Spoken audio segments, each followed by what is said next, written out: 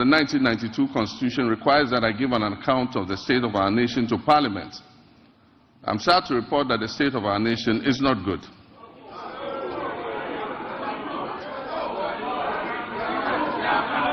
Our economy is in crisis and our people are suffering unprecedented hardships. Mr. Speaker, we will host a national economic dialogue on March 3rd and 4th.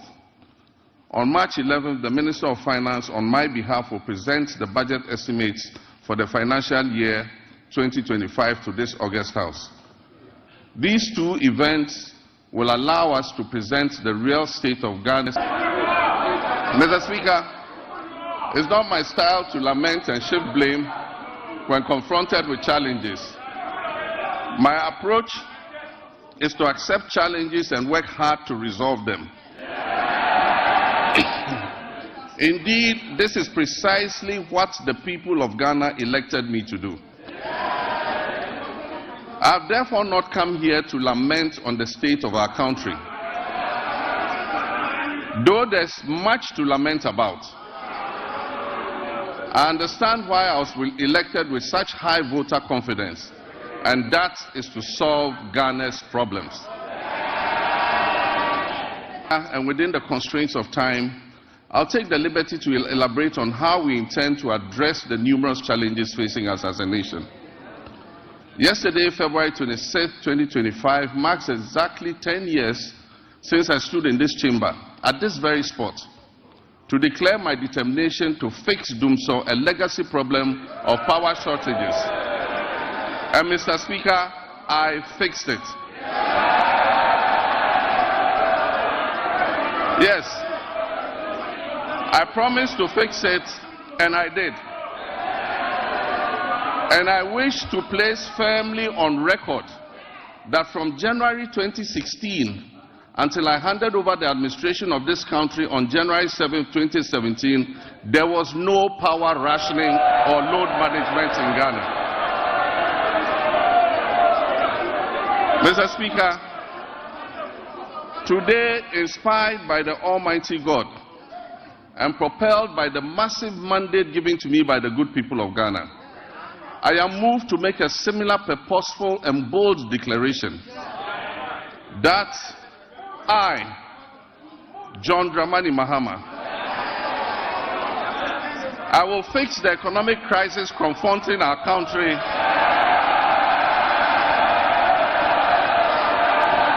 and reset it on a path of growth and prosperity.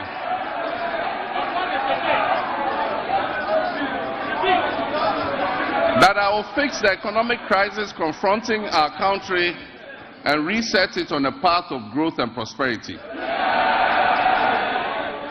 My government, working with you and every Ghanaian, will solve the challenges because we have developed a plan with our people's support.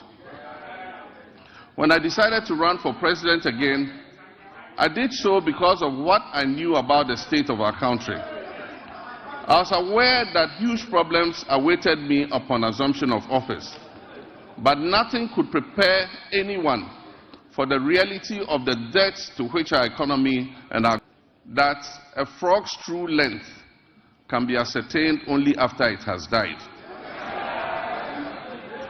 Apotrowa ni ehune tintin. And how right they were. It is common knowledge that our economy is in dire straits, which is putting it mildly, because an initial assessment of the books we have discovered, after initial assessment of the books, we have discovered that our economic problems are much deeper than was previously known. We have inherited a country that is broken on many fronts. The profundities of the challenges confronting us are staggering. We are saddled with staggering debts and glaring signs of almost deliberate and, in some cases, reckless mismanagement of our resources. Mr. Speaker, not even the restraints of an IMF program were enough for the previous economic managers to exercise prudence in managing our finances. After setting an inflation target of 18% by the end of 2024, the actual outturn was 23.8%, significantly higher than the threshold agreed with the IMF. The Ghana cedi continued its downward slide, losing 19% of its value against the dollar in 2024. It had already in the previous year lost 27.8% of its value.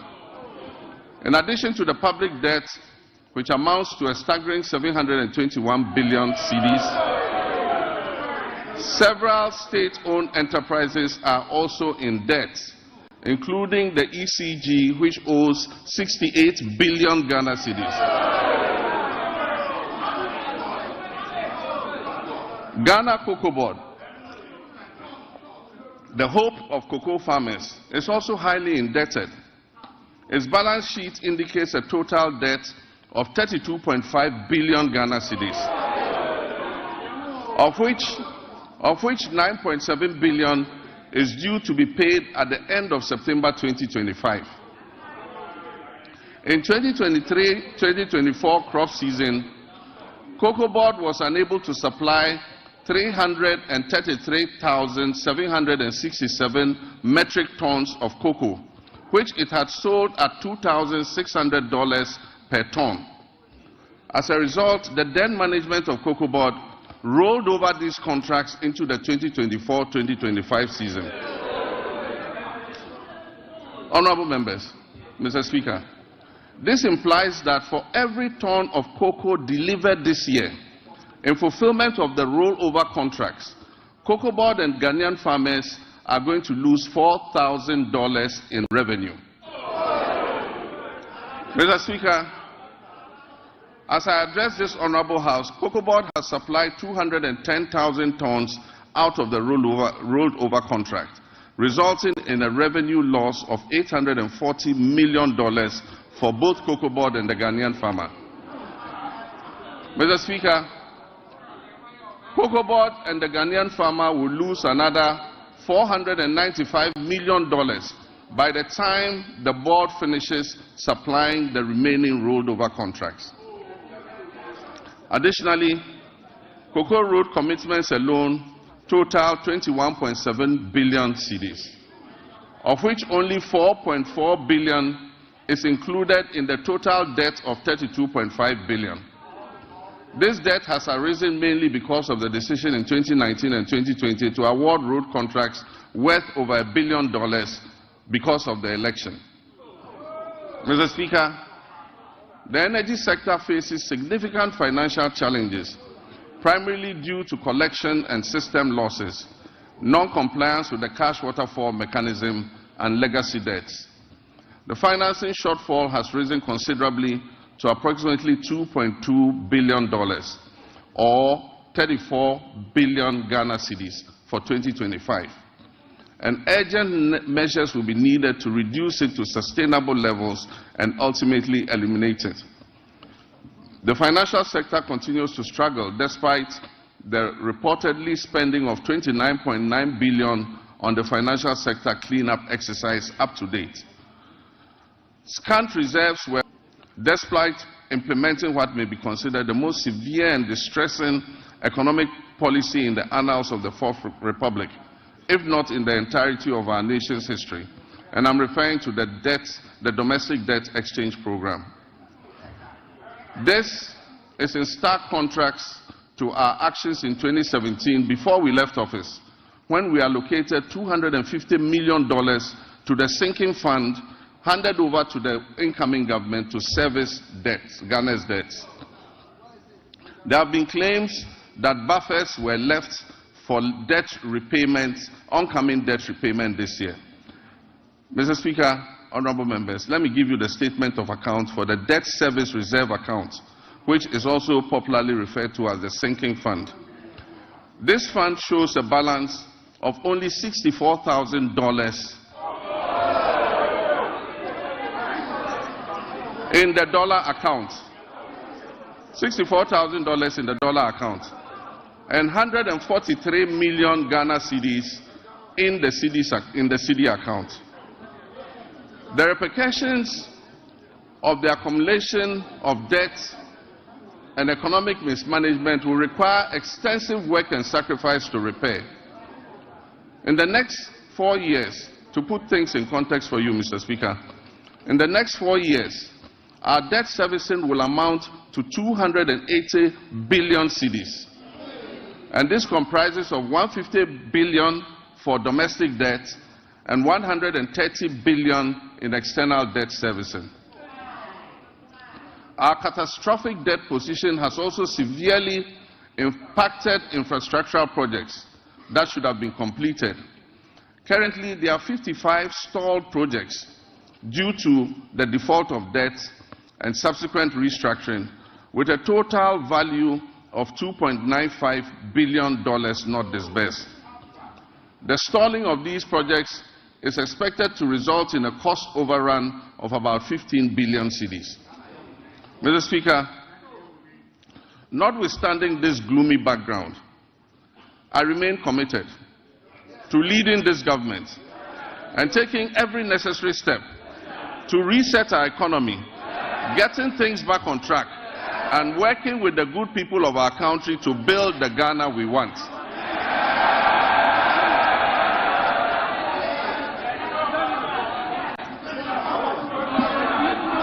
Mr. Speaker, we are doubling our efforts to complete all outstanding structural reforms. Through the budget, we will implement corrective measures to restore fiscal discipline and debt sustainability. We are also working hard towards completing the upcoming 4th review of the IMF-supported program. The review is scheduled from April 2nd to April 15, 2025, and the IMF Executive Board is expected to approve it in June of this year. As we have done previously, we are also building buffers in the sinking fund and adopting prudent debt management practices to ensure prompt repayment of upcoming domestic and external debt maturities. In this respect, government successfully honored the matured coupon payment of $6.081 billion in cash and $3.46 billion in kind, which was due in February 2025 to all domestic debt exchange program bondholders, fully paid. Mr. Speaker, news is that we have also built additional buffers in the sinking fund to honor the maturing bonds that are due in July and August. And so bondholders can rest assured that